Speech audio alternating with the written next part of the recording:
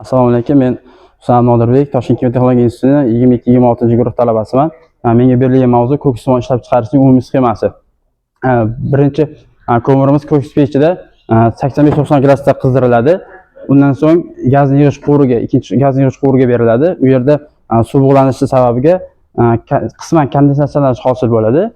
Undan so'ng ko'kslangan gaz 3-sovutgichga beriladi. 3-sovutgichga berilgandan so'ng u yerda simonalar kondensatsiyalanadi. Undan keyin simonalar tuman bo'ladi. U 4-elektr filtrda ajraladi.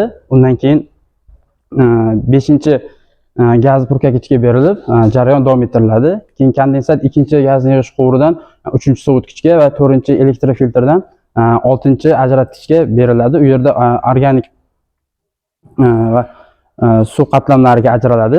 Birinchisida undan keyin qismi esa toshko'mir ko'rinishda bo'ladi. U toshko'mir ko'rinishda bo'ladi. Tarkibida yuqori haroratda qaynaydigan moddalardan iborat bo'lib, ular yuqori haroratda qaynaydigan bo'ladi va uning simonalar qayta tashlash uchun yana zavodga jo'natiladi.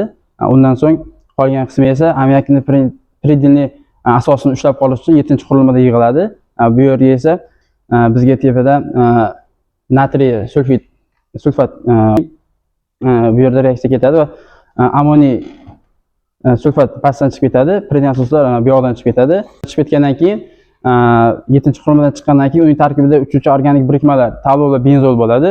Tavlo va benzol bo'ladi. Ular ushlab qolish uchun 8-sovutgichda sovitiladi. Undan keyin sovitilgandan so'ng suv pastdan chiqib ketiladi, tepadan suv beriladi va sovitiladi. Keyin 9-assorberga beriladi. 9-assorberga berilgandan keyin yutuvchi yog'lar